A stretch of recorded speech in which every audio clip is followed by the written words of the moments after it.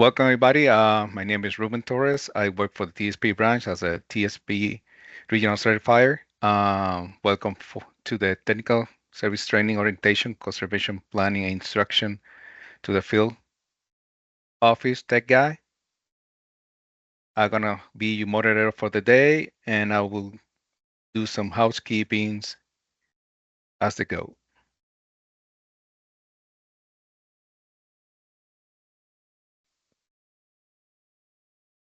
The TSP Orientation Conservation Plan course is required for all TSP providers, the applicant seeking for the formal certification.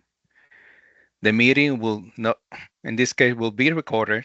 Was a last minute decision. The training is about 3.5 hours long, including time for verbal questions and 50 question quiz.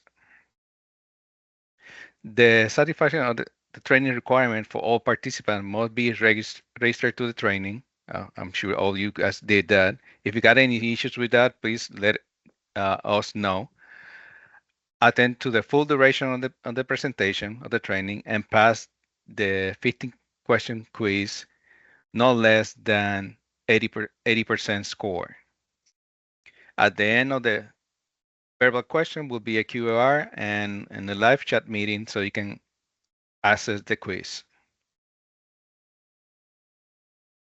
You will receive a certificate of completion of this training via email with 15 days from the training if you meet the previous requirements, attend the full training of the course, and pass the quiz. This time, we use the Q&A option to submit written questions through the training. The chat option will be now available. To access the functionality is using the QA option right here.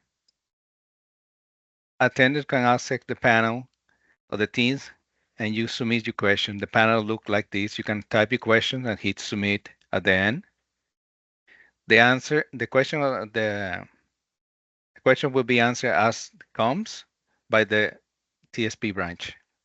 For those that have difficult hearing or got problems with the audio, it's another option. You can use the club option. It's basically accessing that is with the more 3 dots on the top on your Teams toolbar. Go to more, select language and speech, and activate show live action. And that will activate the closed capture on your computer. To take it, to remove that, to stop it, you're just basically doing the same process again. Here's the agenda of the training. Gonna be 10 minutes for housekeeping, welcomes. Second section will be goals, outreach, and roles and responsibility. The second one will be conservation planning and programs. Will be a 10-minute break. TSP application process, policy, and we'll have 15 minutes for verbal questions at the end of the course, plus the quiz at the end of the training.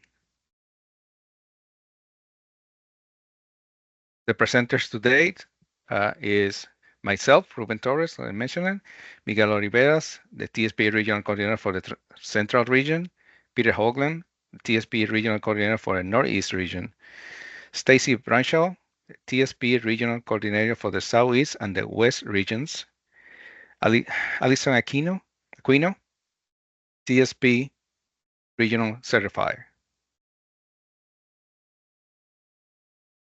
Okay. Miguel, you can take over.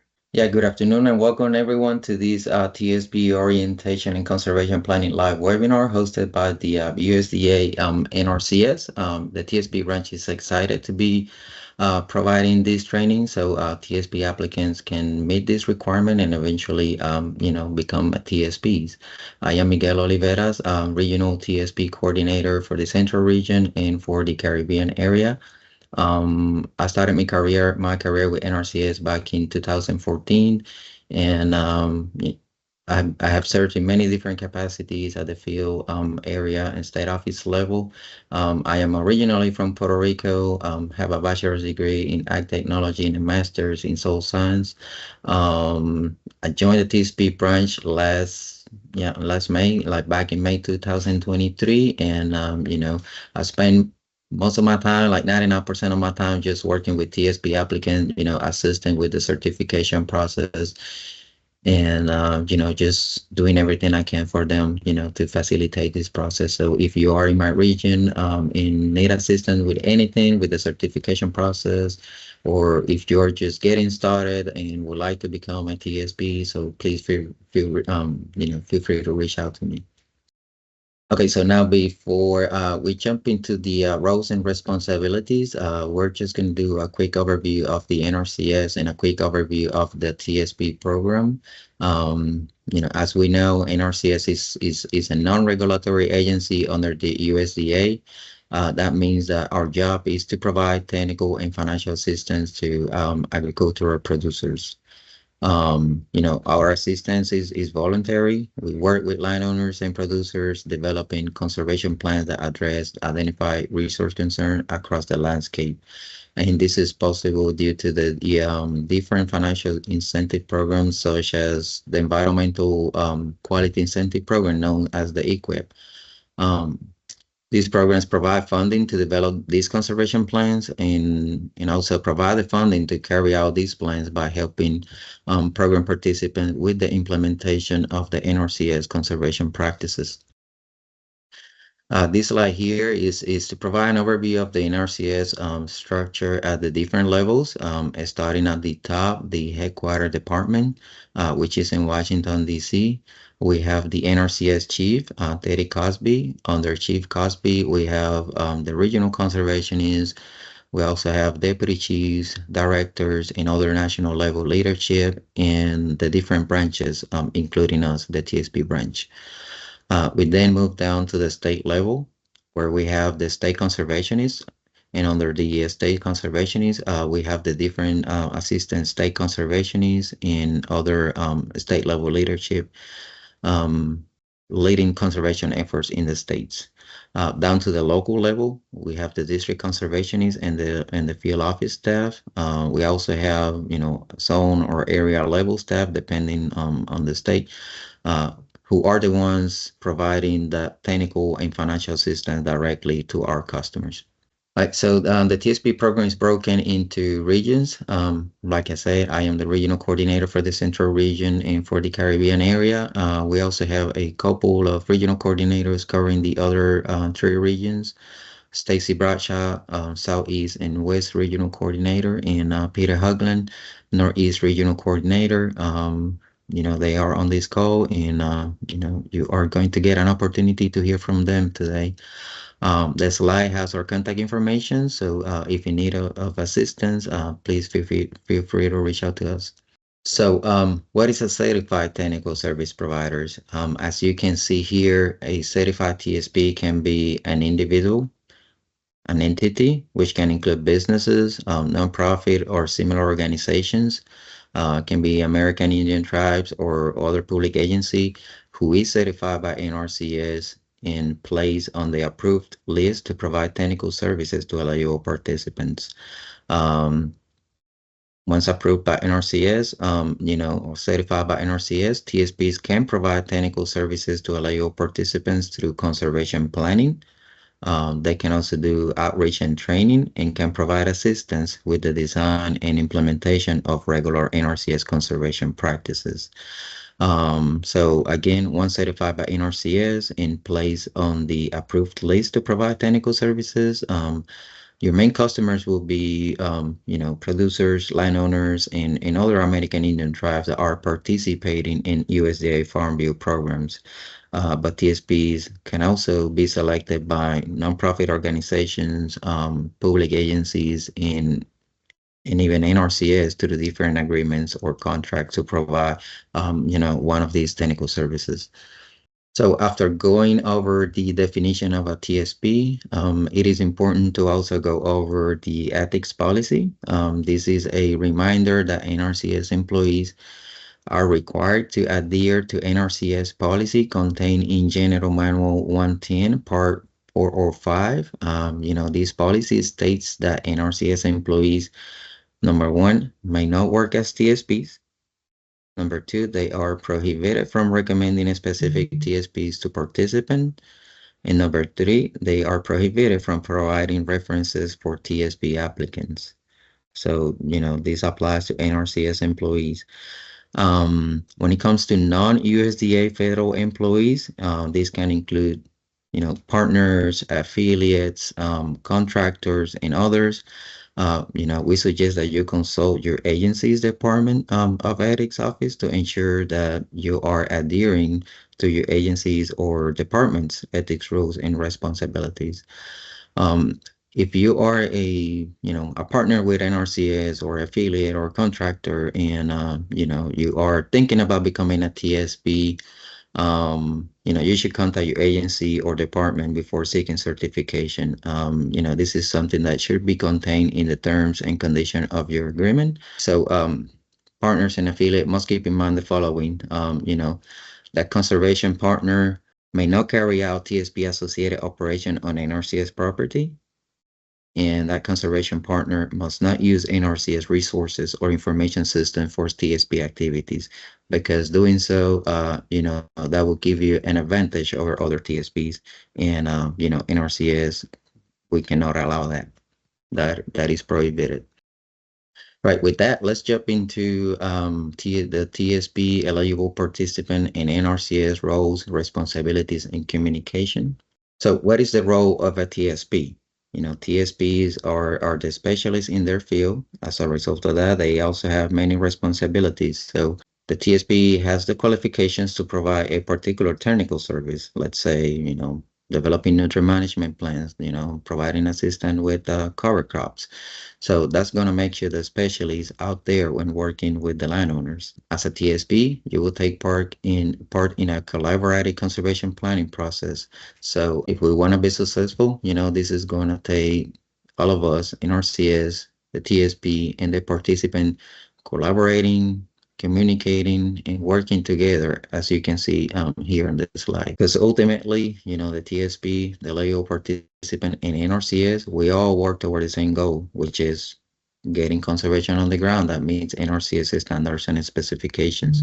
That's why this is a collaborative process. So all involved in this process, we need to communicate and collaborate effectively to ensure the success of the client's conservation efforts. Next slide here. The services of a TSP mimic the technical assistance typically offered by NRCS staff. These may include developing conservation plans, developing conservation planning activities, preparing designs, or preparing other deliverables, or even overseeing installation and checkout of conservation practices. That's why TSPs are an alternative option for NRCS program participants, of course, when funding is available. Per program regulation, program participants may obtain technical assistance directly from NRCS or from a TSP if the TSP is available. So it's really the participant's decision. Last bullet on this slide, TSPs can utilize the services of certified TSPs as subcontractors. So to the extent allowed under state or tribal law, TSPs may use certified TSPs as subcontractors to provide, services or expertise needed by the TSP. What this means is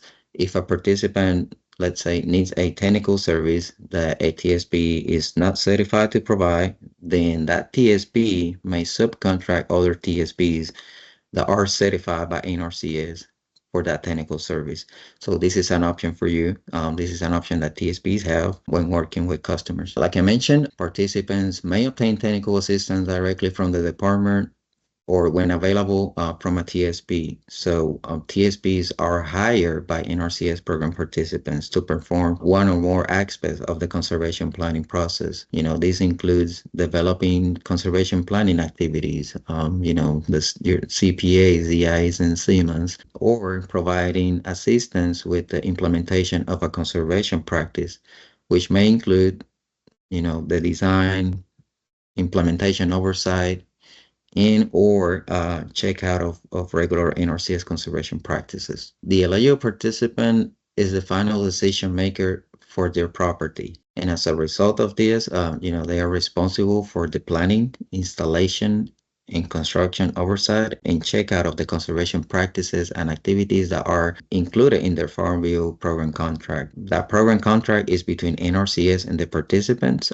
so they are responsible for complying with the terms and conditions of the program contract, which includes meeting NRCS standards and specifications. Your responsibility as a TSPs are going to be documented on the NRCS certified TSP agreement and within the individual documents related to the conservation activity, or practices for which you are offering services. Just as a reminder, per TSP policy, all technical services provided by TSPs and paid for by NRCS must meet NRCS standard and specification.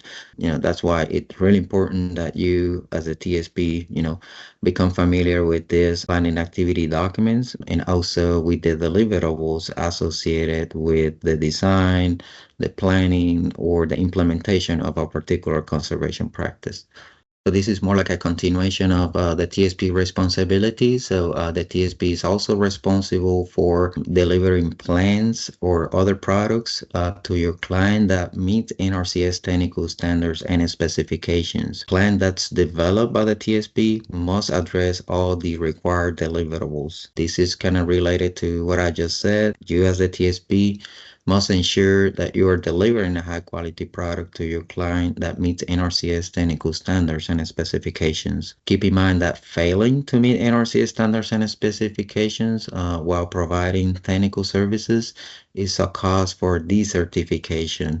You could face decertification if your work does not meet NRCS standards and specs. Right, keep client information confidential. The TSP must keep the client information confidential. These plans cannot be shared without the client permission, of course. So when working with clients, keep their plans, conversations, and most importantly, the client's decisions. We must keep all that confidential. That's going to be between you and that client. And the last one here, the TSP assumes all legal responsibility for the services, for the technical services they provide. This is also in policy. The TSP must assume responsibility in writing for the technical services provided. Most likely, this is statement that's gonna, will need to be on the cover page of your CPA, your DI, or the SEMA, or maybe some other product that you may be developing for your customer. So this is going to be a statement that most likely will have to be on that cover page. TSP is also responsible for assisting the eligible participant when it comes to meeting the regulatory requirements and obtaining any necessary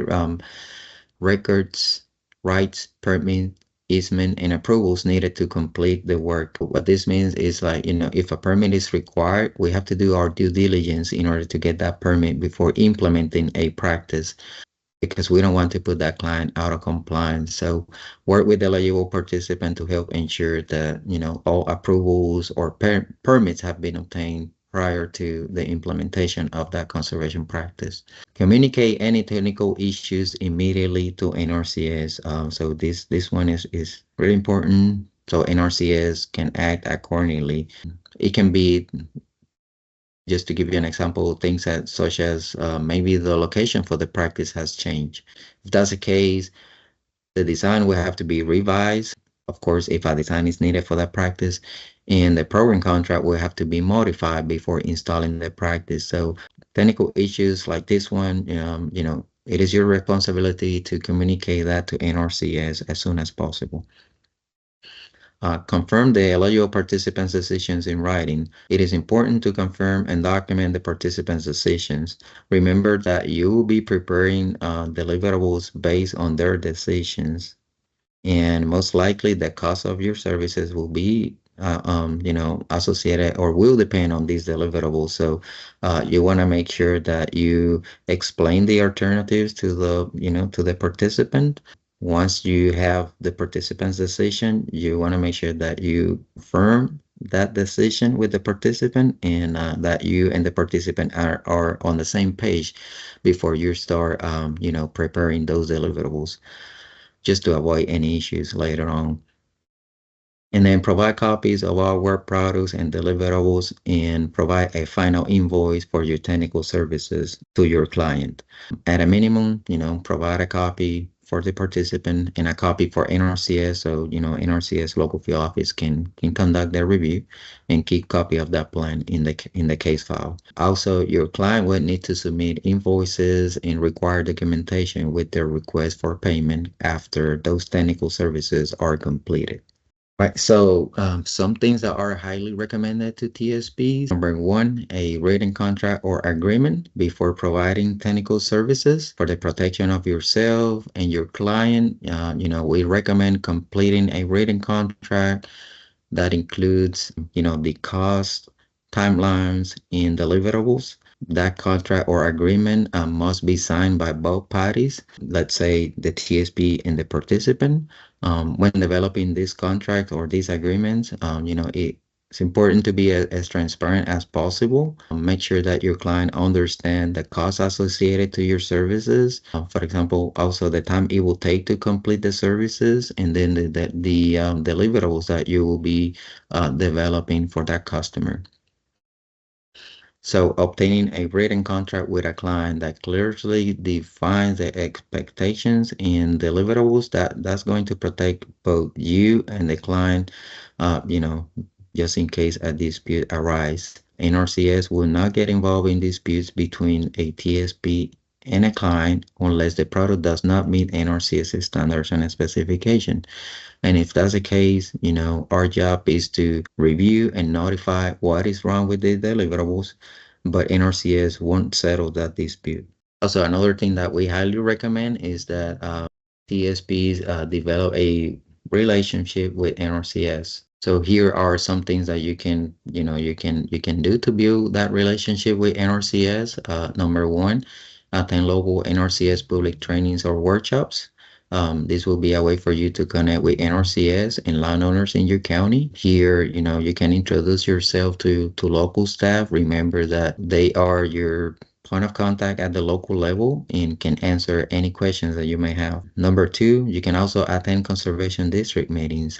Get to know your local conservation board, partners, and others, especially if you reside in that county. You should be aware of what's going on. You can be part of that discussion and, you can provide input. Number three, inform NRCS field office staff of your activities and meetings with eligible participants. Will help establish that communication with NRCS, and of course will also help the local field office keep their assistant notes up to date and monitor the progress of the contract they have with your clients. Remember that as a TSP, you will take part in a collaborative conservation planning process. So, communicate and collaborate effectively. Eventually this will lead to eligible participants meeting their conservation goals and objectives.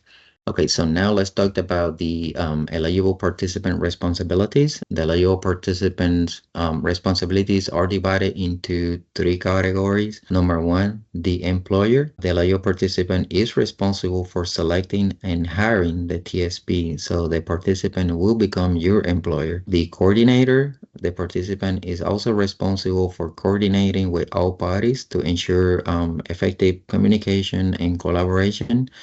And number three, the contract holder. It is their contract. They are responsible for complying with the contract terms and conditions. All right, second bullet is very important here. NRCS will only reimburse the eligible participant for financial assistance contract item started after NRCS notified the eligible participant that their contract is approved.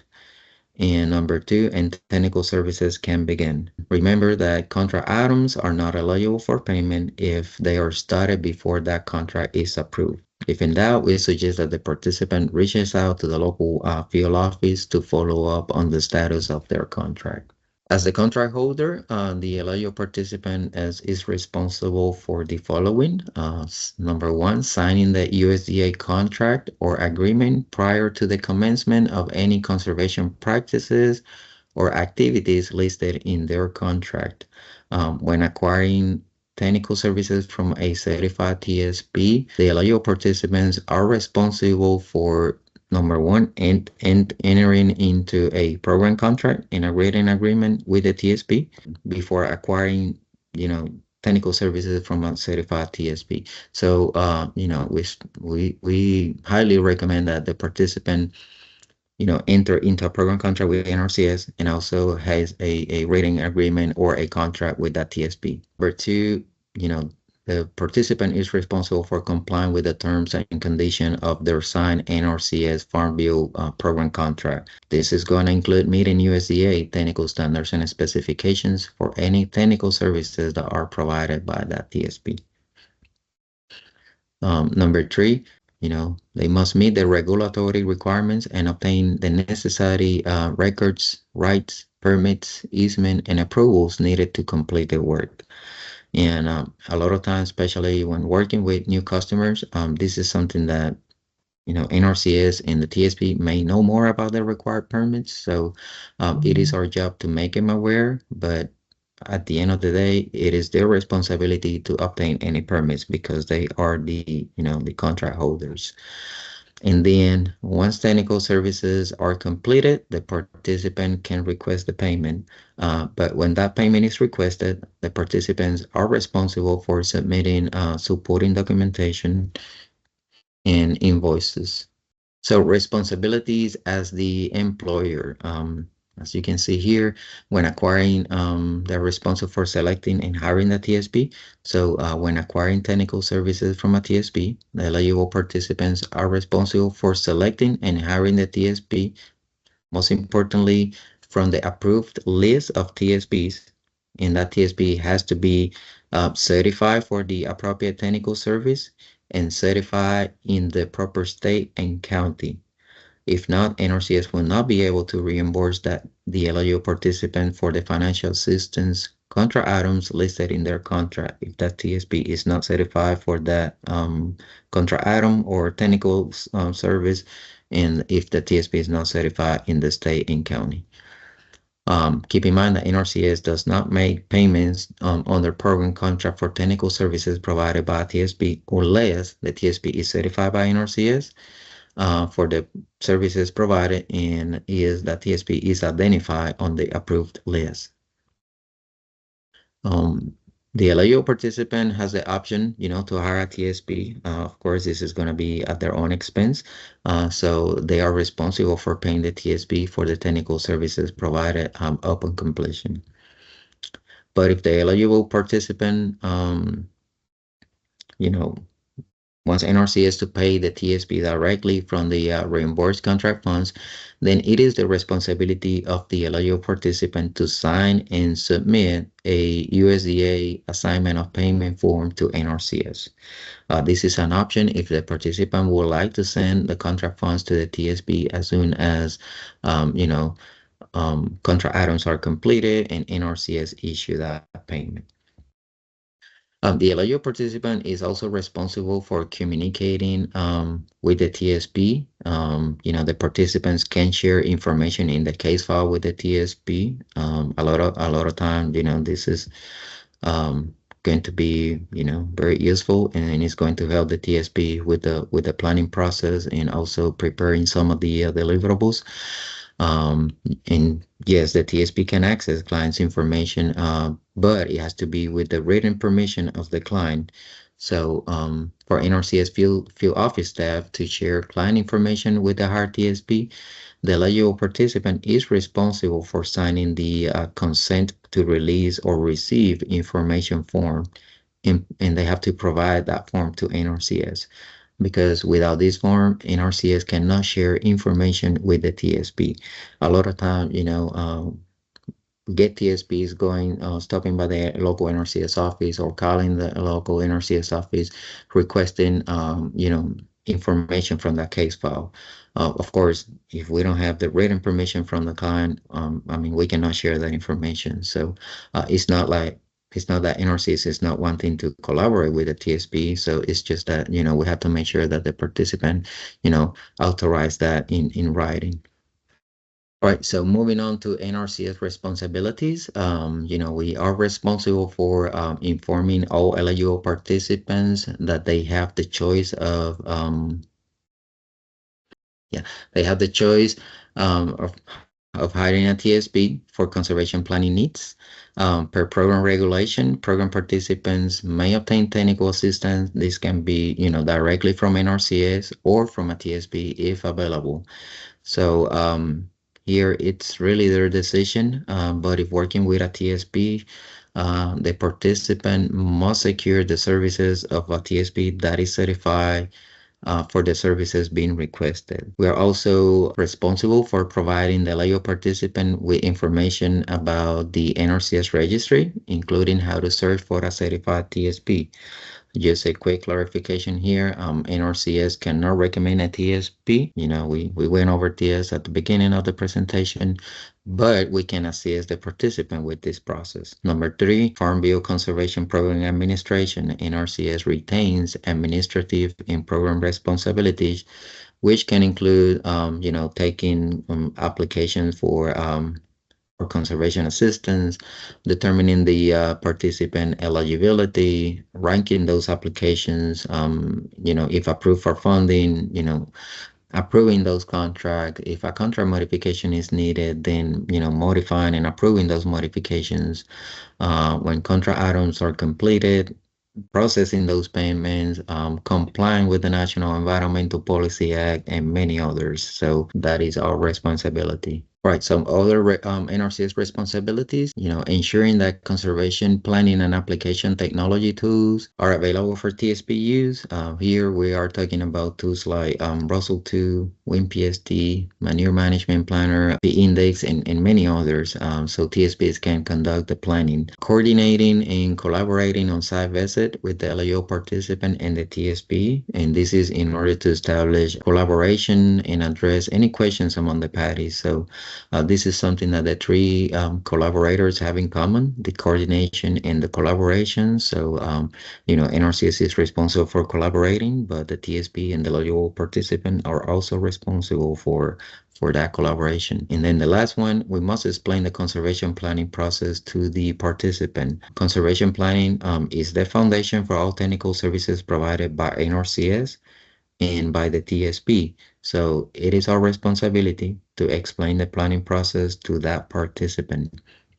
Most importantly, remember that many of these program participants, maybe they are new to kind of what we do. So we must explain the planning process, ensure that they understand how we get to the alternatives. It is our responsibility to explain the pros and cons of each alternative. And it is their plan, it is their farm, their conservation objectives. So we need that client to make the decision. So our job is to help them make the best decision. Here is a quick summary of what has been discussed so far. Number one, the TSP, the LIO participant, and NRCS all work toward the same goal, which is getting on conservation on the ground that meets NRCS standards and specifications. Each of us have specific responsibilities. Like I mentioned, one thing we have in common is the communication and collaboration. The TSP responsibilities are listed on the certification agreement between NRCS and the TSP. Failing to comply with the terms and conditions of your TSP agreement is a cause for decertification.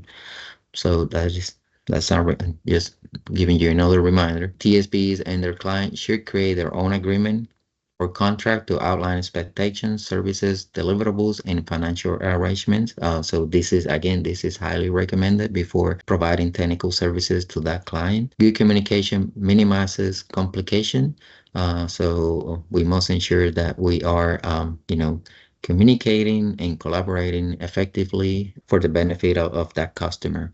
NRCS is a customer-focused agency, so we need authorization to share information. Again, just a reminder, if you want to be able to access, client's information from their case file, that client is responsible for submitting a, release of information form to the NRCS. So they have to authorize the release of that information in writing. This is the end of the roles and responsibilities section. So we will now transition to Peter for the next section. So take it away, Peter, and thank you. Here's a little bio on me. My name is Peter Hoagland. I am the NRCS TSP Regional Coordinator for the Northeastern region. I cover 14 different states, provide support just like Miguel does for the central region for TSP applicants, and work directly with the NRCS field staff and state office staff to assist with TSP operations in the TSP program. I've been working for federal government for about 20 years. My last position was the NRCS Pennsylvania State Forester for about 8 or so years. I also worked in California, Redlands, California with NRCS. Also worked in Department of Interior, Bureau of Land Management in New Mexico, and also U.S. Forest Service in Alaska and in Virginia, originally from Virginia. Go Hokies. All right, so we're gonna jump into conservation planning and NRCS programs here. This is really the meat of planning that TSPs utilize on a daily basis when they're working directly with eligible participants. That term eligible participants really covers landowners that are applying for NRCS financial assistance and technical assistance. NRCS originally started as a federal agency within the USDA, which was named the Soil Conservation Service, or SCS. And this agency was created as the result of the Soil Conservation Act of 1935. The first Soil Conservation Service chief was named Hugh Hammond Bennett, and he believed that landowners would really make and implement sound decisions for their land if they understood their land's resources, the associated problems on their land with those resources, and potential opportunities, and the effects of their decisions on the land, as well as the effects of the decisions that they make on their land on their neighbors. So Chief Bennett has been referred to as the father of NRCS conservation planning, and he wrote a book in 1947 called The Elements of Soil Conservation. So in this book, he outlined several principles of conservation planning in which he stated that planners really need to, one, consider the needs and capabilities of the land, consider the operation, the machinery, and the economic situation of each individual client, incorporate their willingness to try new practices, and consider the land's relationship to the surrounding area, as well as ensuring that every planner was out on the land, actually working on the land.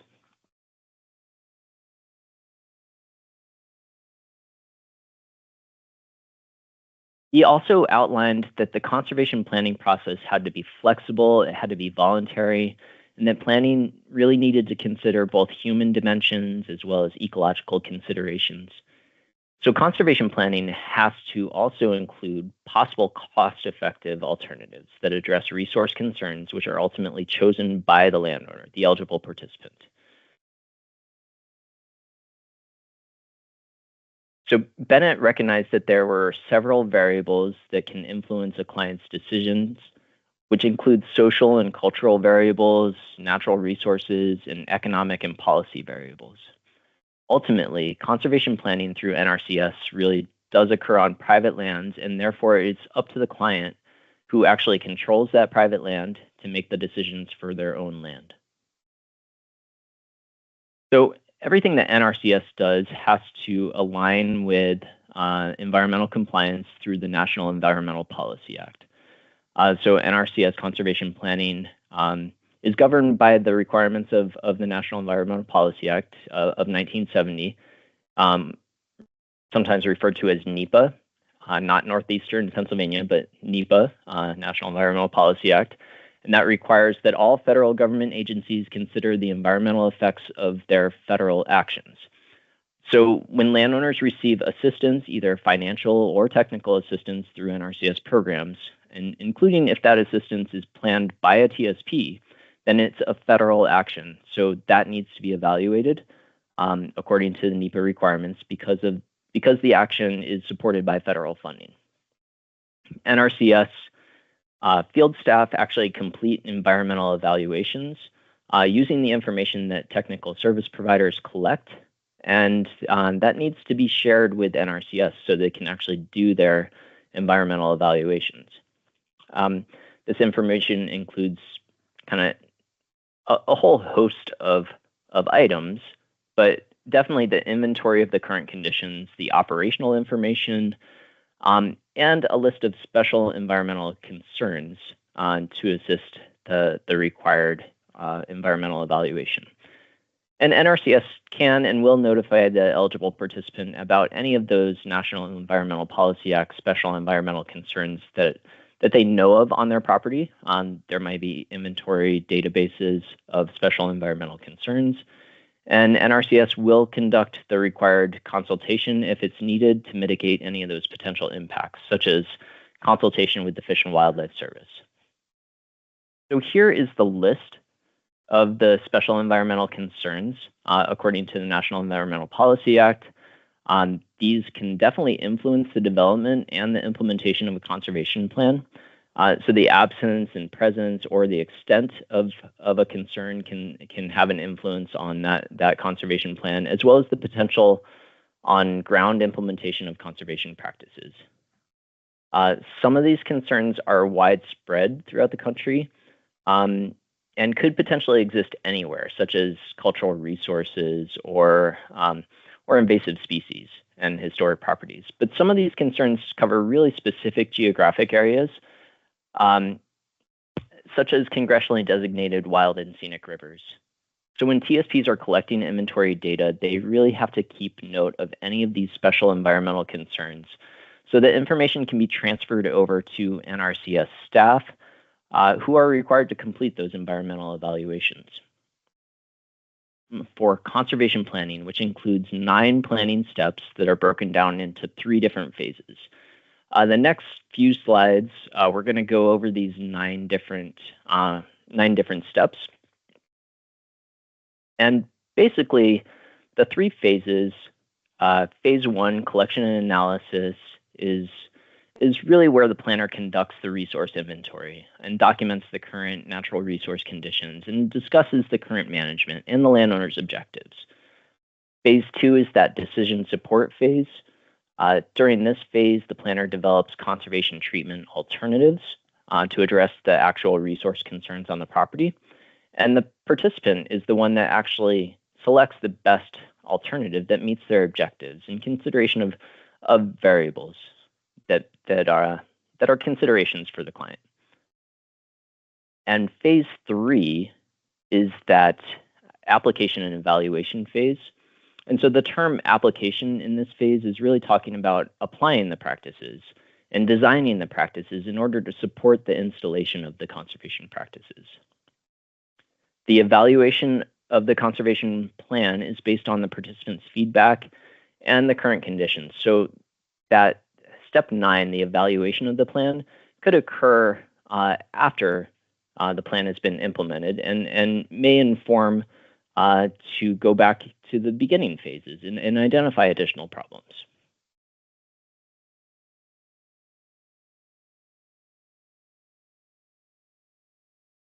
Okay, so step 1 is identifying the problems.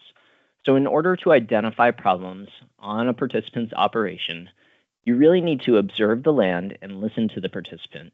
You should use supporting information like soil survey maps or aerial maps, farm records, and if there's previously written plans. So instead of looking at actual symptoms, you want to look for actual problems. So for example, if you see muddy water, that might be a symptom, but the problem might actually be gully erosion that's creating that muddy water. So the TSP identification of problems should really consider the NRCS resource concerns. And so here we identify and define what a resource concern is, which is a condition of the soil, the water, the air, the plant, the animal, or energy resource that does not meet the minimum acceptable conditions for sustainability thresholds that are established by NRCS. It's a pretty broad definition, but we're going to get into that a little bit more here. So looking at the resource concerns, there are resource concern categories and subcategories. Again, the resource concerns are grouped into 7 categories: the soil, water, air, plant, animals, energy, and human resource concerns. You might hear NRCS staff refer to these categories as SWAPA or SWAPA plus EH. And there are resource concern specific subcategories that define the resource concern and the objective in actually treating the concern.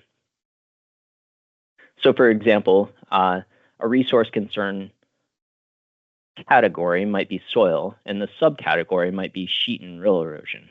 Here, we've placed the definition of sheet and rill erosion, which is the detachment and transport of soil particles caused by rainfall, melting snow, or irrigation, and an objective, or the objective for that resource concern category, is to reduce that sheet and rill erosion to tolerable limits. You may have heard of T. So step 2, we're going to determine objectives. The participants' goals and objectives need to be considered. The landowners might have many goals and objectives, and some of those might overlap with the list of NRCS resource concerns, the soil, water, air, plant, animals, etc. But some of their objectives might be beyond the scope of NRCS resource concerns. So, for example, a landowner might have objectives related to their social standing or financial gain. That's really not an NRCS resource concern tied to soil, water, air, plants, animals, energy, humans. So it's important to remember that all NRCS conservation planning and financial assistance contracting and technical assistance really has to be based on existing resource concerns. If there's no existing resource concern on the property, as determined by the planning criteria assessment, then there's really no eligibility or need for a financial assistance contract. In step 3, we're inventorying the resources. The initial inventory of the resources is called the benchmark resource inventory, and it's looking at the current and the existing conditions. There are specific tools that are used in this resource inventory based on the land unit, the land use. It could also be based on the type of resource concern that's being identified. So these have been developed both by NRCS and in collaboration with external organizations like universities. There's a whole host of inventory tools that are specific to particular resource concerns and particular land uses, such as WinPST, which is the Windows Pesticide Screening Tool, which is looking at the effects of pesticides. And then other resource concern evaluation tools like wildlife habitat evaluation guides, which are looking at wildlife habitat, obviously. Those might be broken out by different land uses. And these are all stored in, we're going to get into this a little bit later, but the NRCS Field Office Technical Guide.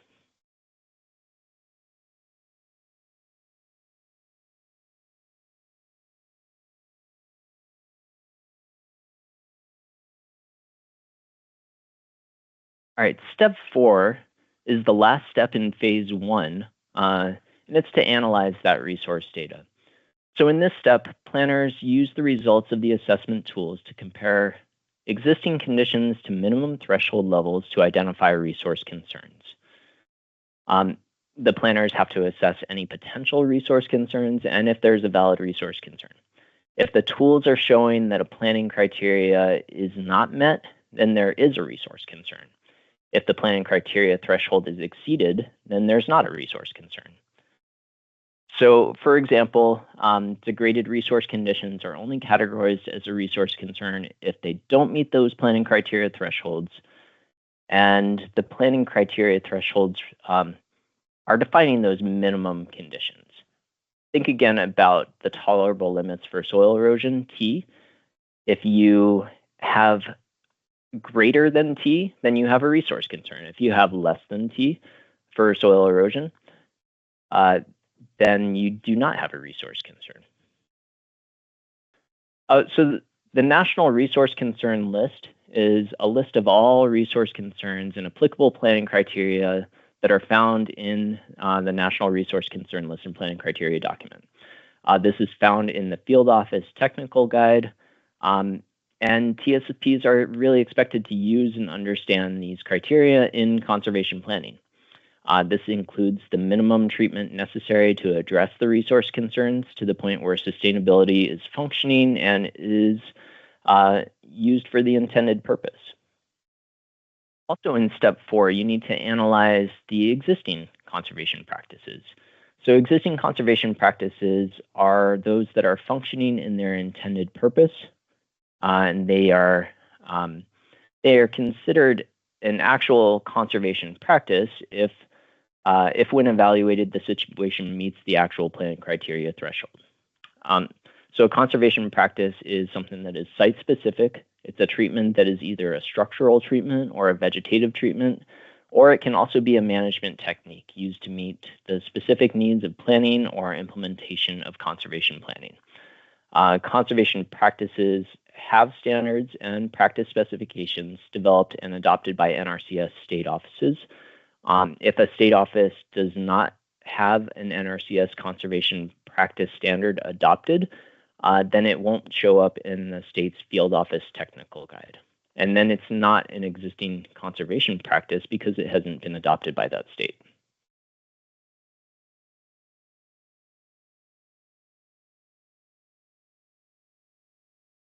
In step 5, we are formulating alternatives. So alternatives are conservation practices that are either structural, vegetative, or management techniques again, and they have conservation practices and supporting documents, like we mentioned in the field office technical guide. There are conservation practice standards, CPS. These acronyms that you're seeing after these documents, that's how it shows up in the field office technical guide for each one of those. There are practice specifications, there are statements of work, and implementation requirements.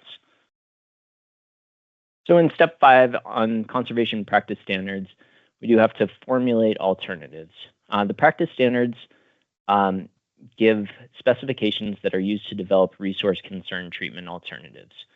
The purposes within the conservation practice standards align with those specific resource concern subcategories.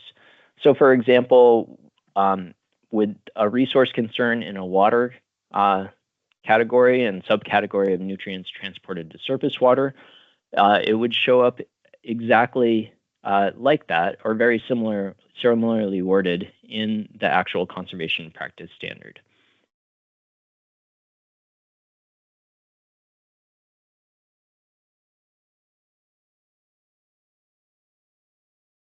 In step 5, we're presenting alternatives to the customer, the landowner, or the eligible participant. So the plan has to include a minimum of 2 alternatives that have to be present for the eligible participant. They have to be presented to the eligible participant, and that has to include a no-action alternative.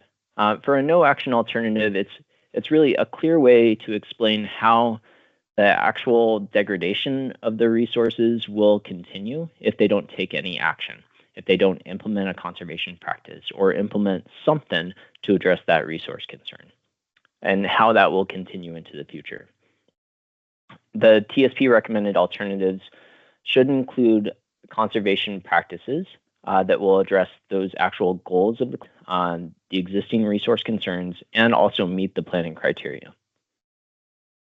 In step 6, you may also need to evaluate the effectiveness of alternatives in actually addressing the client's identified resource concerns, as well as their objectives.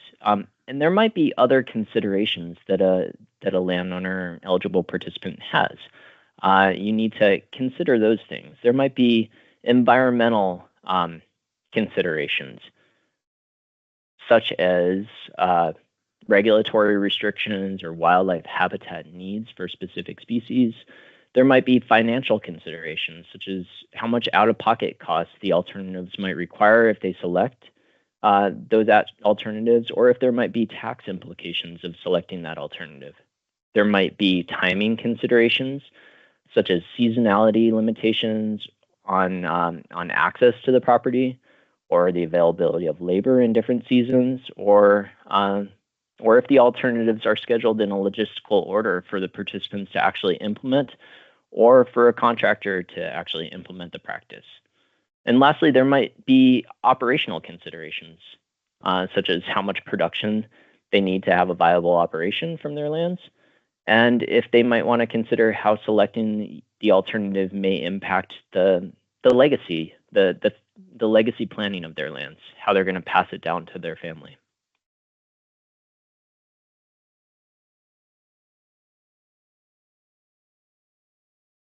Step 7, the landowner actually chooses and makes decisions from the alternatives based on the evaluation that the planner assists them with, and their own specific considerations and circumstances.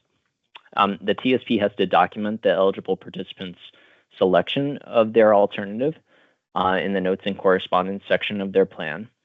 And so these first 7 steps that we've talked about cover the planning activity called conservation planning. Conservation planning activity, CPA. The eligible participant might also seek additional funding from NRCS for actual design and implementation of the selected or preferred alternatives, which is actually covered in the next step.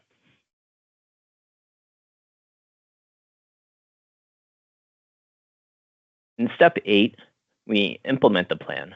So this step includes developing supporting documents needed to actually implement the plan for the conservation practices. And this is divided into a couple different steps: the design, the installation, the checkout. And then the participant might actually apply to receive funding for a contract for a design and implementation activity, which is covering step 8. In step 9, the planner can evaluate the plan.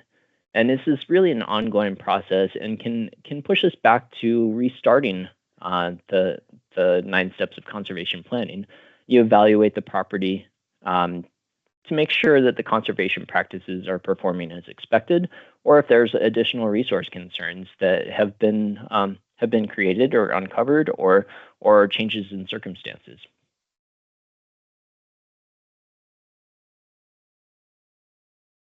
These can assist throughout the gamut of the 9 steps of conservation planning through NRCS financial assistance programs. And like we said, steps 1 through 7 is covered by a TSP in developing a conservation planning activity. The TSP can cover step 8 to implement the plan or support implementation of the plan through a design and implementation activity.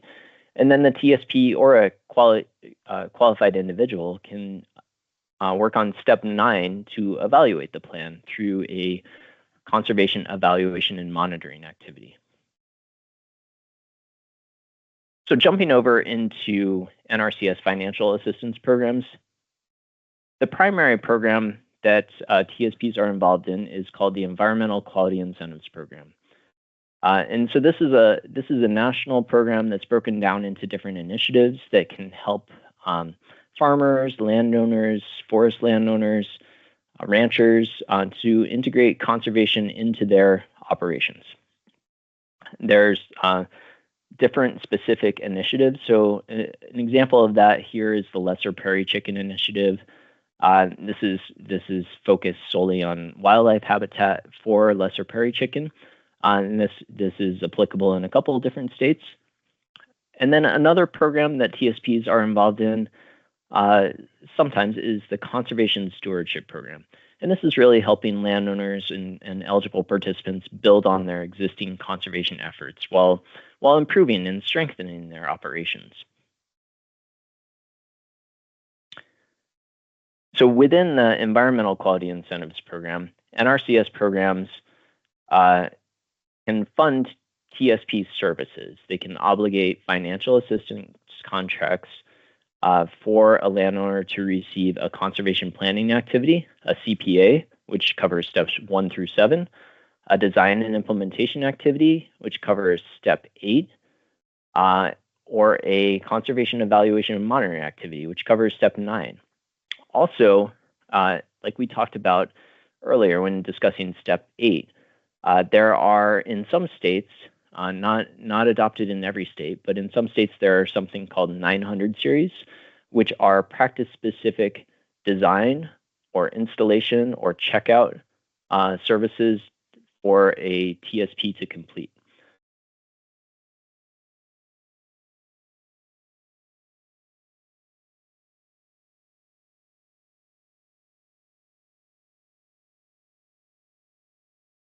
Okay, so conservation planning activities, the CPAs, there are 6 different CPAs.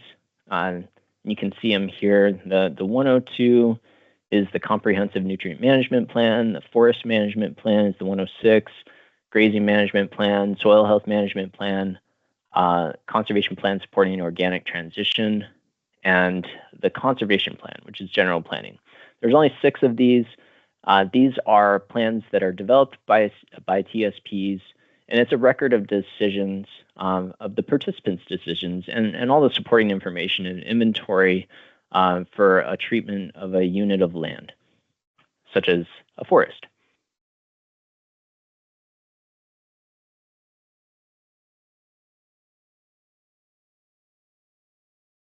All right, the design and implementation activities, there's a whole host of these, and these are very specific to particular activities that need to be completed. These often go hand in hand with a conservation planning activity. For example, the DIA 165, the Forest Management Practice Design, that's developing the prescription or the design of conservation practices that the landowner has chosen chosen as their preferred alternative within their forest management plan, within the CPA.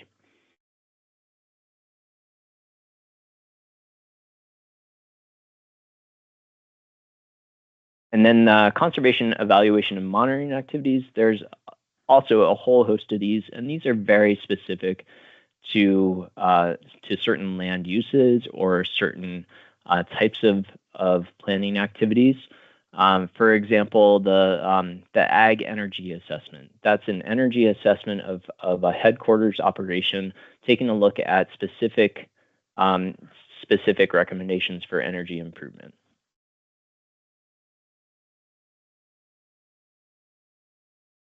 Okay, like I said, the 900 codes, NRCS can actually utilize the 900 codes to schedule technical assistance for landowners using contract items through a modification of the original contract. This is tacked on to the implementation contract. This can be for 911 design, 912 implementation oversight, and 913 checking out of the actual conservation practices. So again, not adopted in every state, but these 900 series technical services really mimic the role of what NRCS staff actually do. So the 900 code deliverables are listed by practice in the field office technical guide for each conservation practice within the statement of work documents. The statement of work document is broken out by the design requirements, the implementation requirements, and the checkout requirements in order to actually approve and get the landowner paid for completing the conservation practice. So the NRCS funding for the deliverables is actually listed in the annual payment schedule for each state that has adopted the specific 900 codes for each specific practice. And so if you have questions about which state, if your state has adopted 900 codes, that's where you can take a look at it in the payment schedules. For example, in the EQIP payment schedule for a particular state, you can scroll down and see if they have actually adopted a 900 code for the specific conservation practices that you're interested in. For example, this is how 900 codes work. The original contract line item is in blue here for 441, irrigation system micro irrigation. And you can see that it's based on a particular payment scenario for an orchard or vineyard. It's based on a per acre unit price. And then there can be a 911 code adopted in the state payment schedule for TA design of that the technical assistance design of that irrigation system micro irrigation. That also pays a per unit rate for the TSP work. There can also be a 912, an installation oversight of that irrigation system for micro irrigation. And then lastly, the TSP can check it out. They can review the practice, making sure that it meets NRCS standards and specifications, and recommend to NRCS to make the payment for completion of the actual conservation practice. Again, this is not adopted in every state, but there are a handful of states that have adopted this.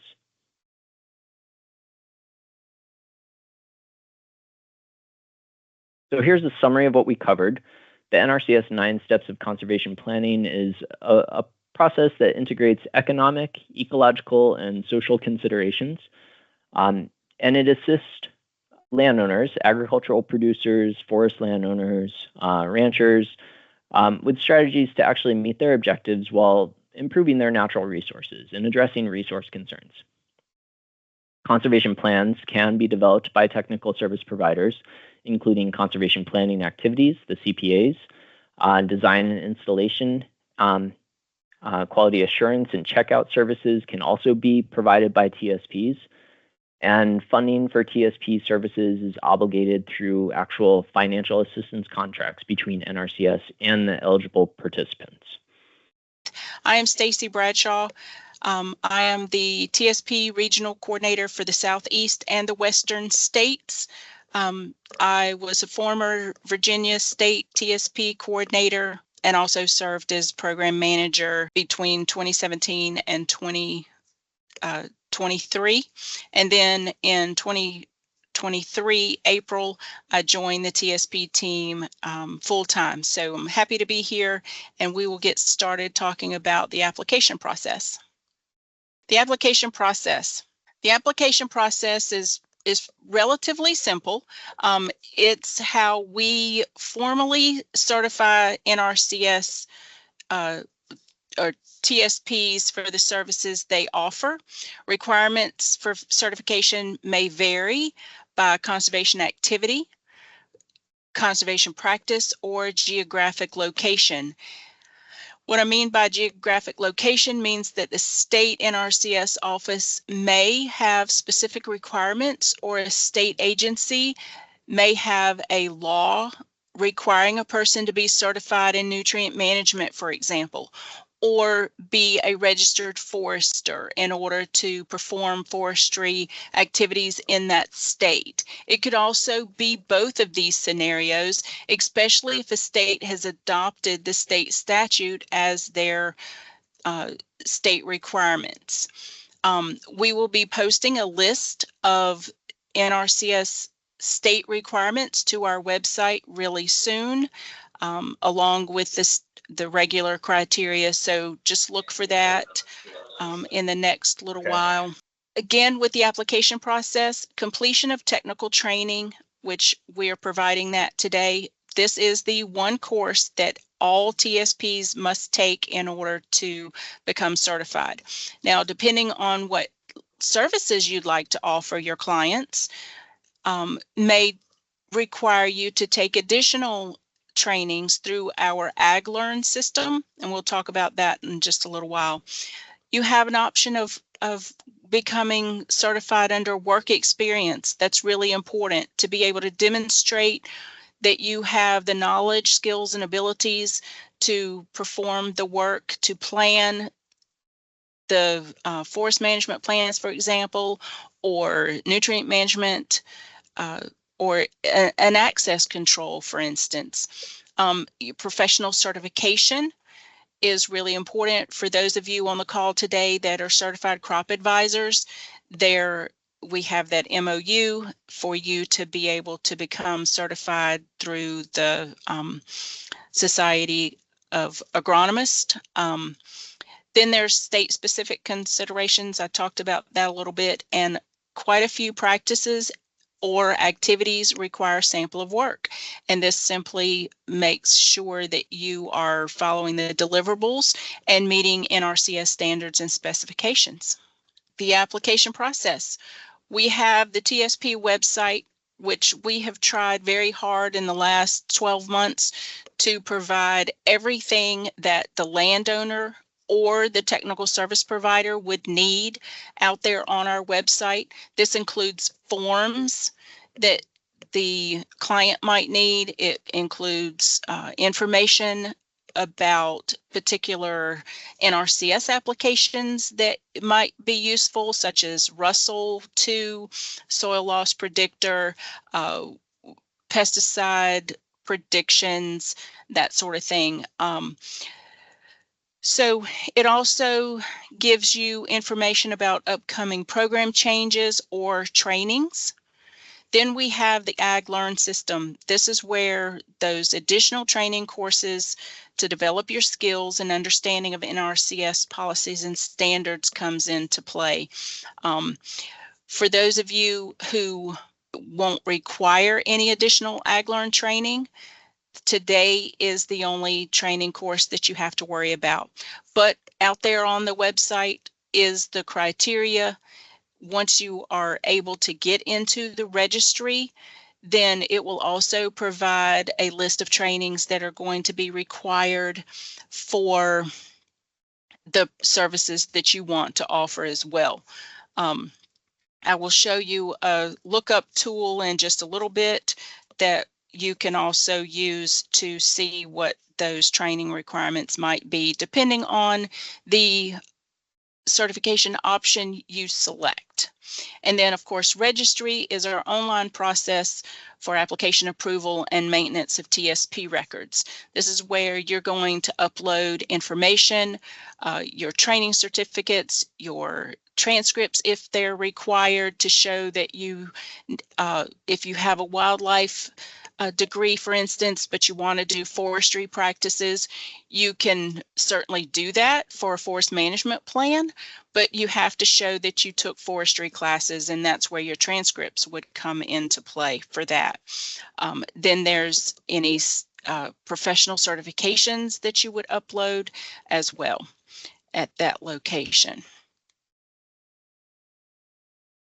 All right, now we're going to move on to registry.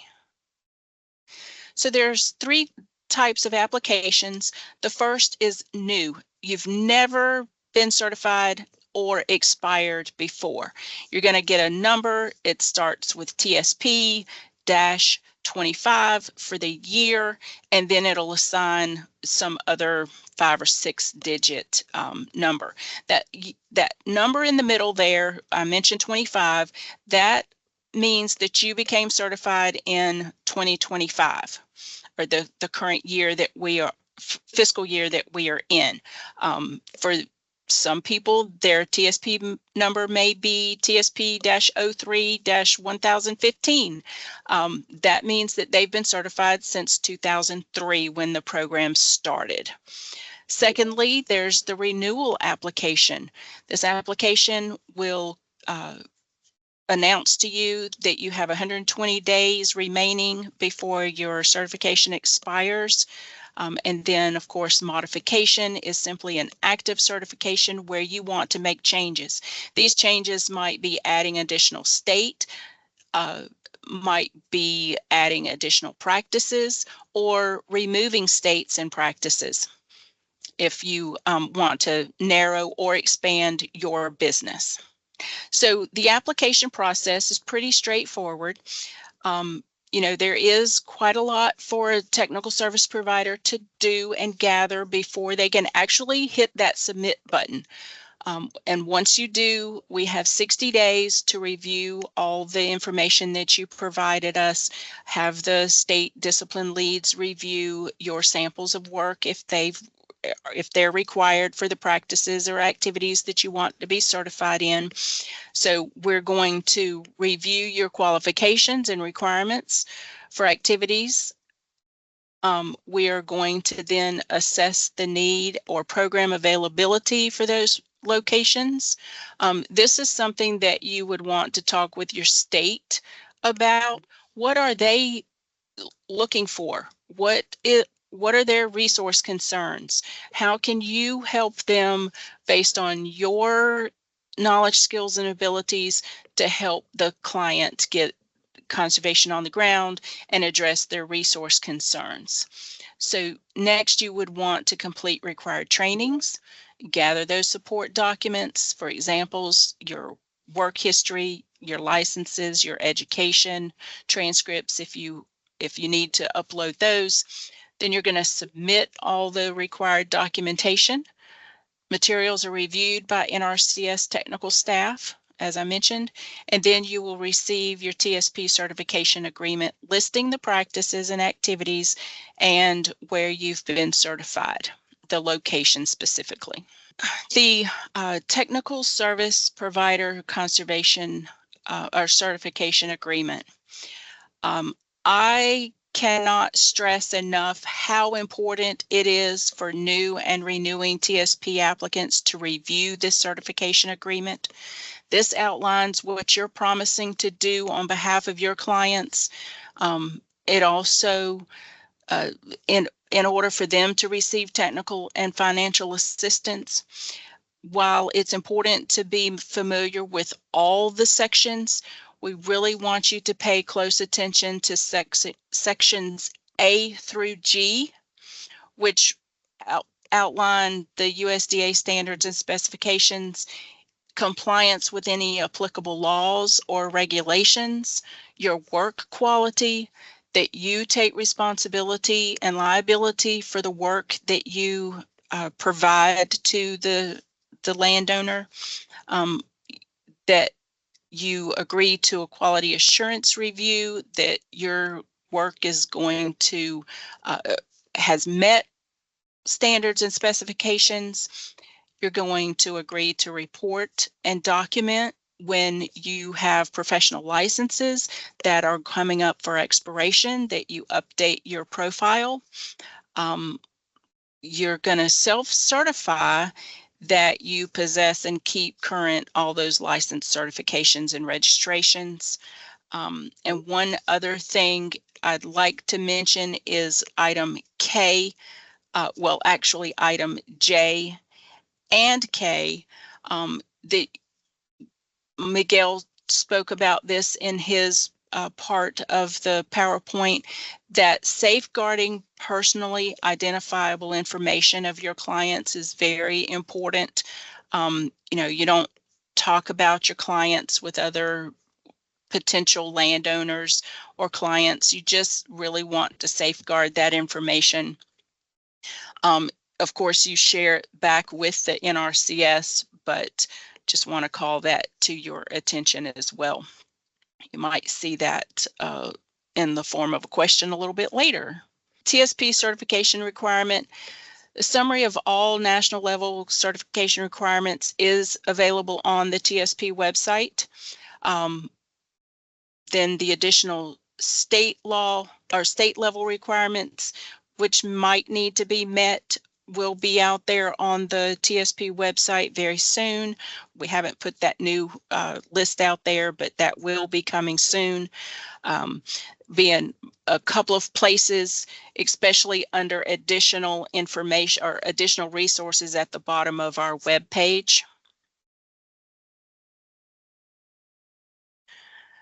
So these are some examples of the certification requirements. We'll run through them relatively quickly here. The first example we have is a CPA 106, which is the Forest Management Plan. You'll see that there are two options to become certified.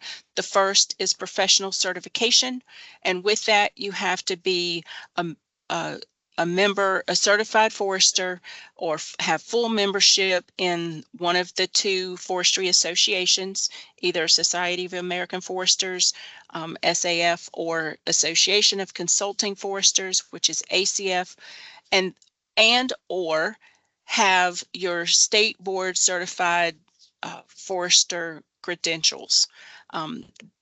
For example, Mississippi requires that you be a registered forester, as does Alabama. You know, Virginia has some information about registered foresters. So that's information that would be on that state-specific list that we'll be posting. You could also review your state laws on their website to find out information about what the state statute says for the particular state that you not only reside in, but all the states you're going to be working in. Along with professional certification, you have to do a sample of work. The sample of work for Forest Management Plan, the deliverables can be found on the website under the CPA 106. It's going to give you where the practice or activities are best suited. It's going to give you general requirements, and then it's going to give you a list of deliverables for what needs to be actually in that forest management plan. There's a cover sheet, the signature page, maps, resource inventories, practices, practice schedule, and the list goes on. And this is what you're going to provide to your client as a final product. You'll also provide it to the NRCS field office that you're where the client's land is located. If you don't have that professional certification, then you would possibly fall under the education and experience option. Again, you have to provide that sample of work. Education and experience, you have to have a bachelor's or higher degree in forestry, which requires no experience. If you don't have that forestry degree, then you could possibly come in under a bachelor's of natural resources or wildlife management, but you would have to have 2 years of experience and show in your transcripts that you do have coursework in forestry.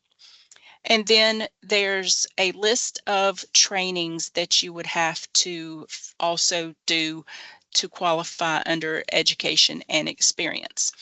So I'd like to note here that under education and experience, you have 12 individual trainings, but if you had the professional certification option, you aren't required to take those trainings because for that professional certification, you've been through an extensive training program to obtain certifications, whether it's for forestry or soil health, nutrient management. So that's just one thing to keep in mind, and the major difference between professional certification and education and experience. You'll also note that there's not just an experience option for this particular activity, but there might be one for others.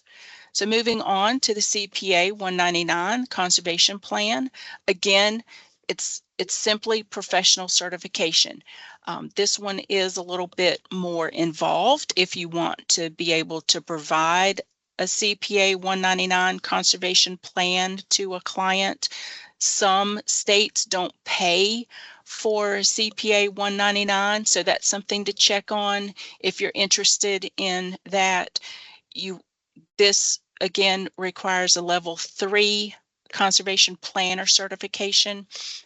Simply, there are quite a few more training courses.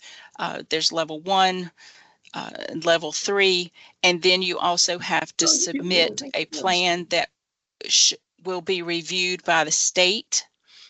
And the state conservationist will concur with the recommendation and approve you for being able to do a conservation plan.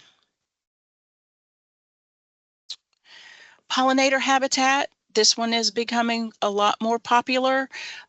There's some options here, education and experience, and then just experience. So you'll see if you have an education, bachelor's degree or higher, you are required to have 2 years of experience.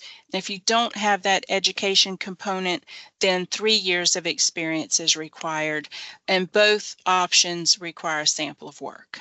Next would be the SEMA 207 site assessment for soil testing of contaminants. Right, this is not coming up, but I will let you know from memory that SEMA's, the conservation evaluation and monitoring activities, do not require a technical service provider certification. These SEMAs, regardless of which number it is, only requires a qualified individual. Those qualified individuals might need education, they might need a professional certification. These are the qualifications are outlined in the SEMA document itself. It can also be found on the website under CPA, DIA, and SEMAs. So that's important to know as well. SEMAs are not tracked in our registry program. So if you are going to offer a SEMA, you might want to talk with your local field office and just let them know that you are interested in providing the SEMA services and activities, so that they can share that information in with their clients. You could possibly also put a notice on their local bulletin board, for example.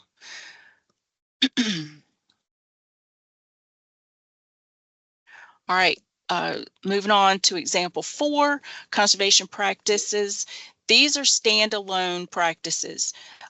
They range in numbers from the 300s up to the 700s or so. And this particular one is for forest stand improvement. You can see that it also has a professional certification option. Very similar to the forest management plan, does require a sample of work, and then the education and experience is very similar to the forest management plan. Irrigation systems are becoming a lot more popular out there. Professional certification is an option. With this one, you'll see that item number 3 under professional certification is a professional engineer license. Some state laws require a professional engineer license for this practice. This would be identified on the individual NRCS state specifications list that we're going to be publishing here very soon. So that's something to really watch for. Even though you are certified as a certified agricultural irrigation specialist or the certified irrigation designer, you know, that state law may also apply to you. And that's just something to watch for and talk with your state about, or the regional certifiers. We can help you through that.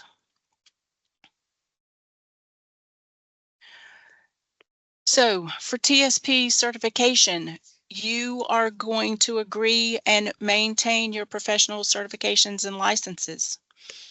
This is part of your conservation agreement. Secondly, you're going to read the TSP certification agreement before signing it so that you are clear on what your roles and responsibilities are for being a technical service provider for your clients. And you're going to have and maintain your certification for services. So for every practice that you are going to want to be certified in or activity associated with the technical services you provide, you have to be certified for. This comes into play when you are selecting to do a design and implementation activity. If you're going to sign up for a DIA, regardless of which one, any of the conservation practices that you're going to recommend and discuss in that DIA, you also have to be certified for. And that's spelled out on our webpage and within the DIA documents themselves.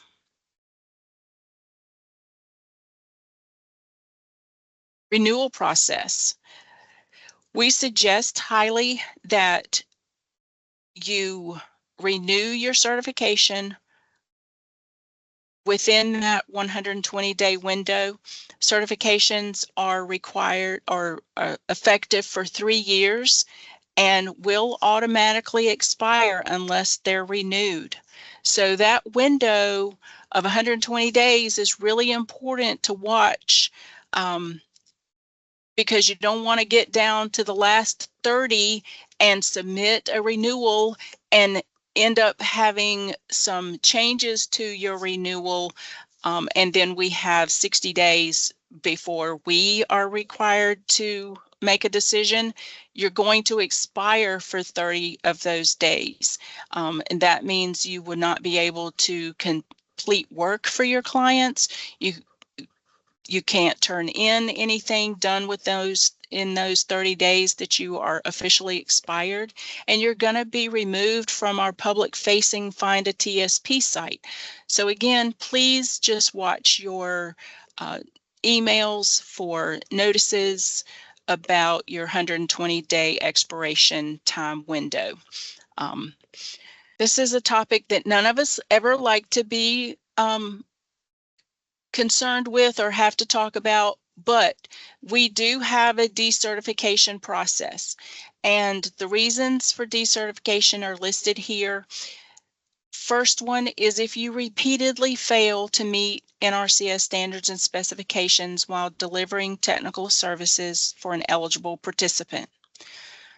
The second one is if you violate the terms of your TSP certification agreement, which indicates that you don't have an understanding or you're unwilling to implement the NRCS standards and specifications for a practice you're certified in.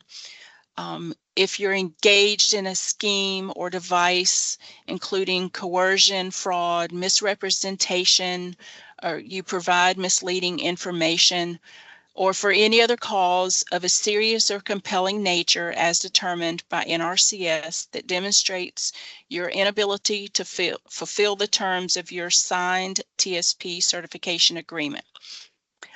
So these, again, are the 4 main reasons for decertification.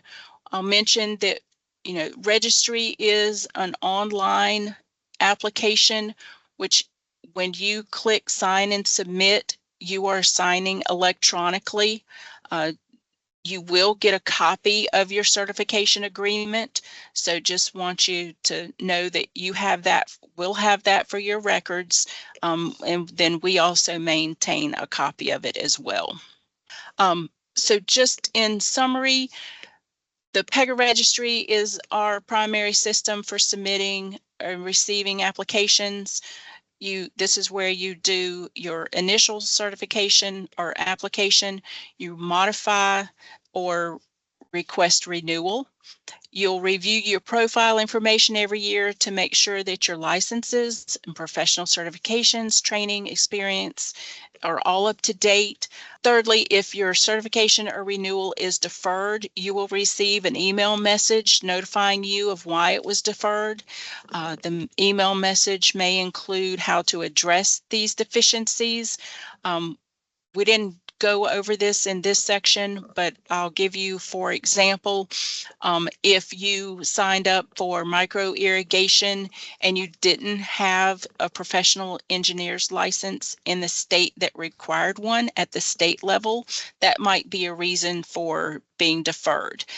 If you signed up for access control, but you did not indicate that you had ever done access control, you might be deferred for lack of experience.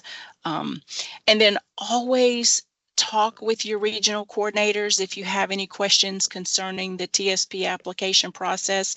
Miguel, Peter, and I are here to help you become certified and understand the program in any way that we can help you. So we are available to answer those questions and build those bridges with your state points of contact. We'll turn it over to Allison Aquino now, our regional certifier in the Western region. So Allison, if you'll take it away, please. Thanks, Stacy. Hi, everyone. As Stacy mentioned, I'm Allison Aquino. I'm on the TSP branch, regional certifier over here in California. Okay. So I'm going to be talking to you about policy, tools, and resources. So the first thing I'm going to talk to you about is NRCS being a federal agency. Any project that we put federal funding into has to comply with NEPA. And NRCS staff is fully responsible for documenting any of the environmental impacts that our projects might have on what we call the CPA 52. It's an environmental evaluation worksheet. So there was a question in the chat earlier about sort of where that overlap is between the TSP's work, NRCS, and the client. So hopefully this section, there's a couple of slides on this, and I'll talk about it. So hopefully that clarifies it. So in Peter's presentation earlier, he was talking about the conservation planning process and where the TSP fits in. So you can either fit in on the planning part, right? Steps 1 through 7, you're working with a client, you're discussing their goals, and you come up with a plan, a conservation plan, their selected practices of how they want to move forward to address those. So the environmental evaluation side of that as a TSP, you want to make sure that you're familiar with what the laws are, what has a potential to impact what you're planning. You don't want to recommend something that's going to violate either something through NEPA, state level, county level, any environmental regulations that might factor into what you're doing. So even though the TSP isn't responsible for that, it's important that you're familiar with them so you're not recommending plans that might not fit into what someone is really truly allowed to do.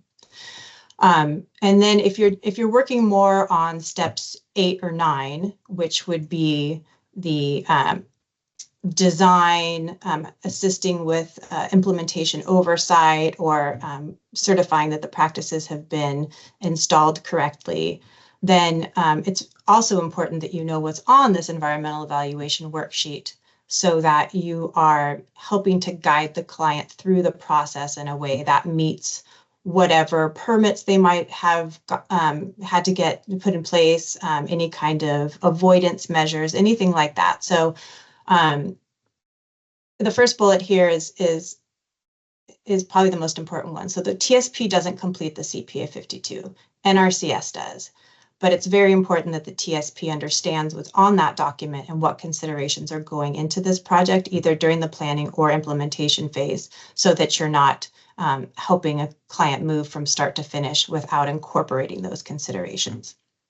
So again, that NEPA compliance through the CPA 52 environmental evaluation worksheet comes into play through conservation planning activities, the DIAs, those design activities, 9/11, and then the last one, if you're helping with installation oversight or checkout, you want to make sure that you're not, putting a pipeline through a wetland or anything like that that might be violating what that NEPA compliance or any other permits that they got for the project are.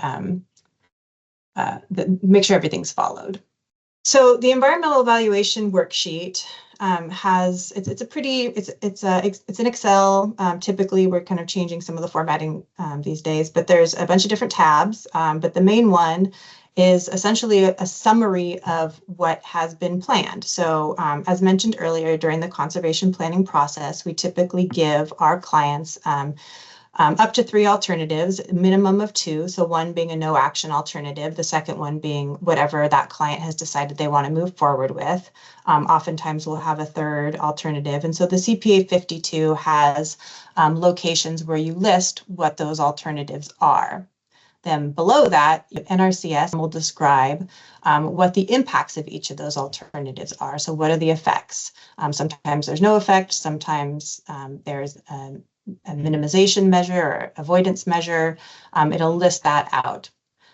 Also on the CPA 52 are those special environmental considerations that we also had a slide on earlier. So all of those things that you might want to, all those other things that you might want to consider, some of them are not going to, they're not all going to be relevant to your project, but it's a way for us to make sure that we're going through those step by step to make sure everything is being considered. So that's those special environmental concerns. So also on the CPA 52 is where NRCS will document what regulatory permits might be needed for a project. So Although NRCS cannot share this document with a TSP without client permission, you can either submit that form or ask the client to submit the form to us to share this, or talk to the client themselves, because they should be aware of what is needed in order to implement this project. So talk to your client, make sure you're completely on board with what regulatory permits, avoidance measures, timing, could be seasonal requirements to implement the project. Anything that's related to the environmental evaluation of this project, a TSP should be very familiar. Again, it's not your responsibility, but as you're guiding people through this, just to be on the same page. The last bullet on the slide is really important, and so just pay very close attention. So the other thing that's mentioned on this document is the cultural resources review. So again, we are required when we put federal funds towards a project to do a review of the potential effects of cultural resources on a property. So make sure we're not trenching through some sort of historic or culturally significant area. If, you know, again, just pipeline reference, it's the first thing that pops into my brain. So every time we fund a contract, we do a cultural resources review, and the results of those reviews are sent back to the office. Let's stick with the pipeline example. If we're going to be trenching a pipeline, we submit a map that has a buffer on either side of that pipeline. How much area of impact that project might affect, and that's the area that's evaluated. So as a TSP, it's very important for you to know that that cultural resources review was completed, and where those buffers are. Sometimes you're in the field and you need to make a game time decision about moving something a little bit or altering what the original plan was, because that's real life, right? You get out there and there's something in the way that you didn't know was there, or there's something, other type of consideration. You cannot change the plan outside that buffer if the cultural resources review was only done in that area of impact. It's really important to remember that and to talk to your client about it and talk to NRCS about it and make sure that the cultural resources review was completed and that you understand where that buffer is. If we go out later and find out that the project went outside that buffer, there's it gets very complicated, because essentially the terms of the contract were violated. So again, talk to your client, get familiar with the CPA 52, the cultural resources review. It might not always be a big issue. It's possible there's no regulatory considerations or there's no cultural resources considerations. Just make sure that you keep that in mind as you're moving through a project.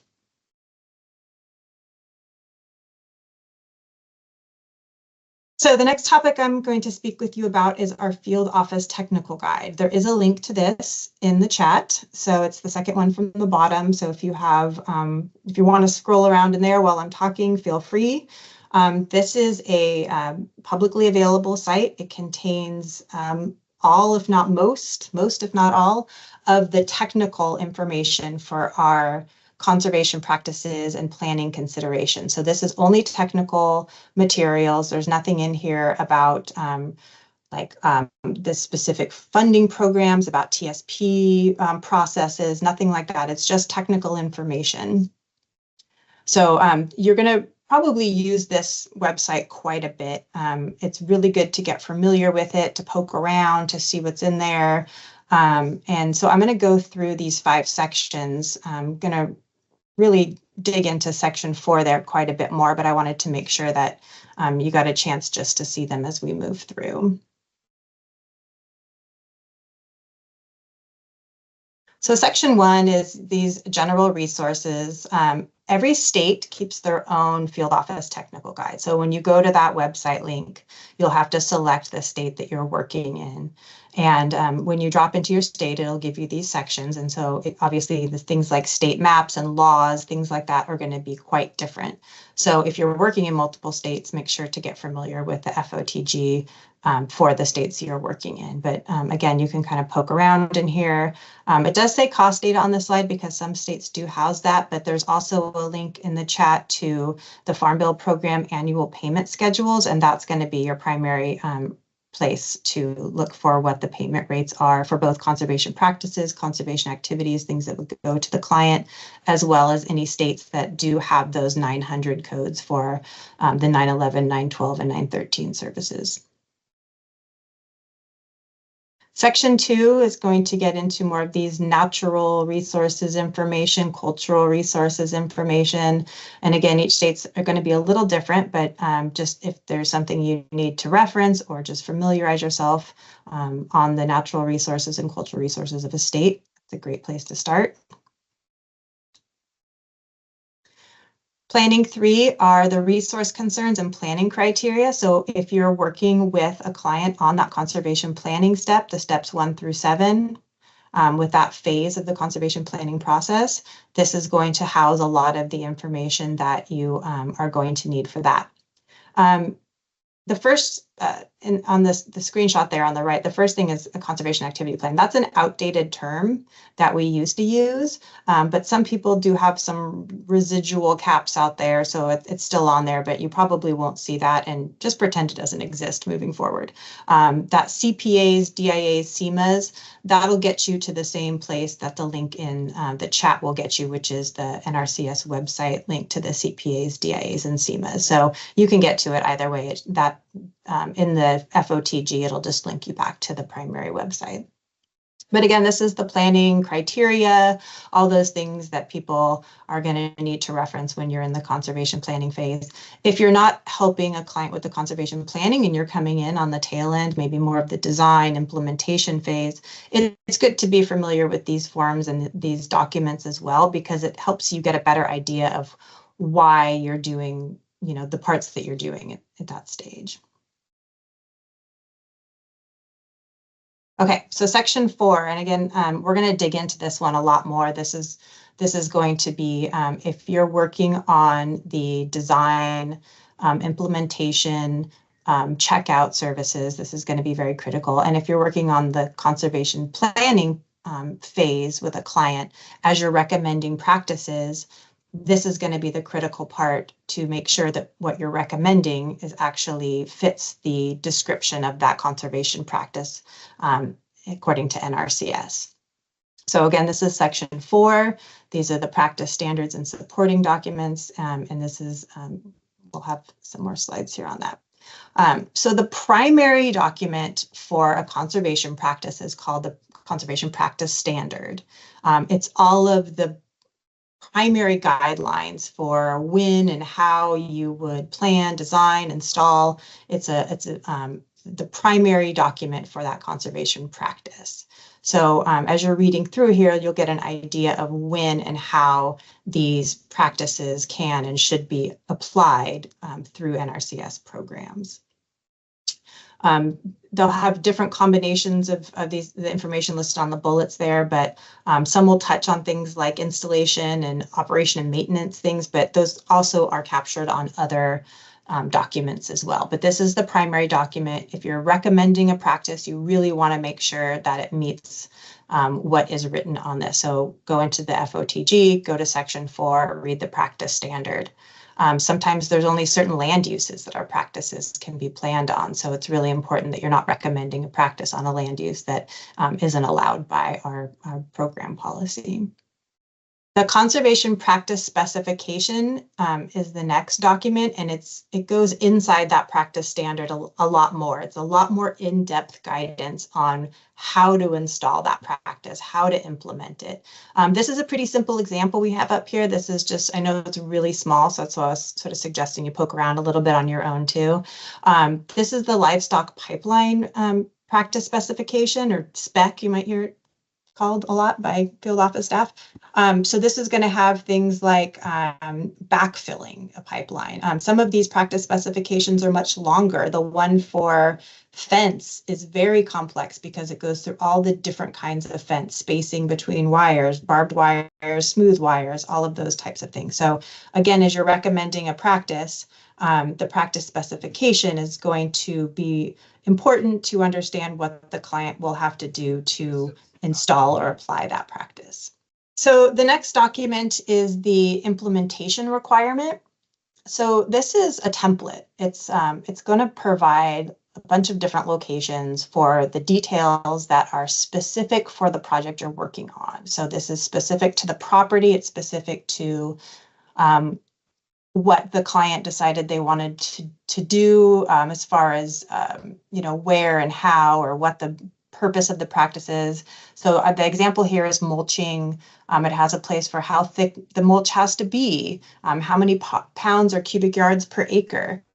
So unless it's specified on the deliverables for a TSP, this form is typically optional for TSPs to use. It's required for NRCS staff to use. So if a client's not working with the TSP, the NRCS field office staff would be required to fill this form out because it helps to document all of the details, all of the discussions, the decisions, and it gives the client a physical copy of something for them to reference as they're installing or purchasing the materials.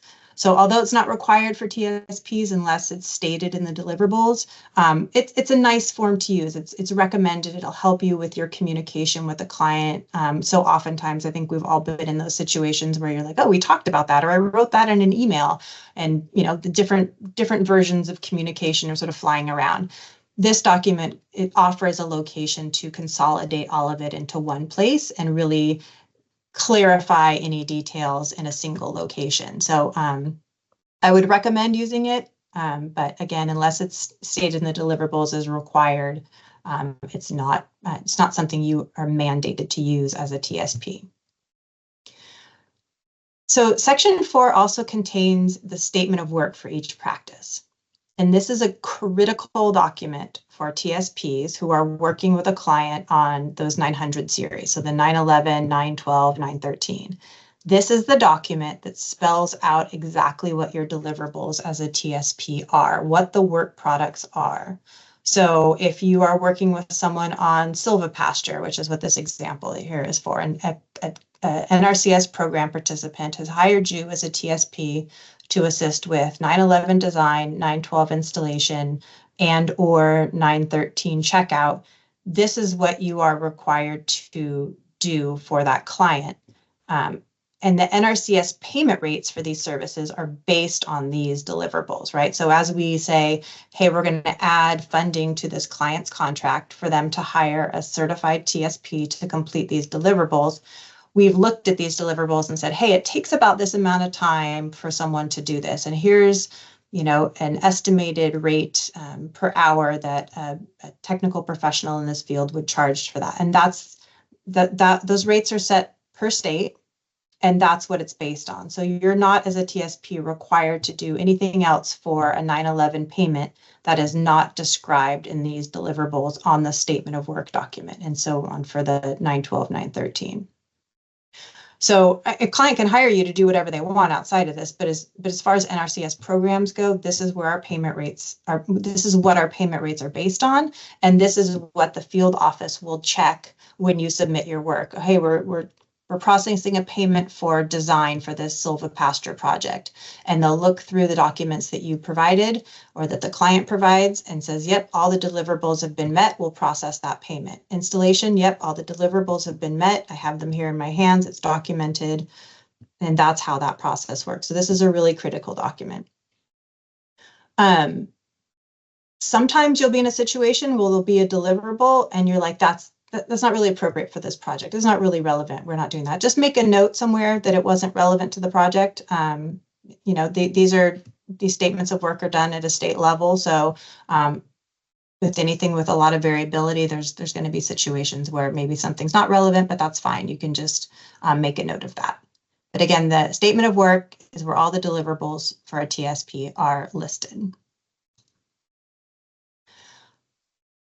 We have operation and maintenance forms for the practices as well. NRCS conservation practices have a lifespan. So the idea is, hey, there's federal funding going towards these projects. We want to make sure that they are installed and maintained as well as possible to make sure that we're getting that full extent of these natural resources benefits out of this project, out of this funding. So the example here is with microirrigation. Microirrigation has a lifespan of 15 years in our programs. So we want to make sure that the client is maintaining that irrigation system so that it lasts and they get those water savings benefits for the duration of the lifespan.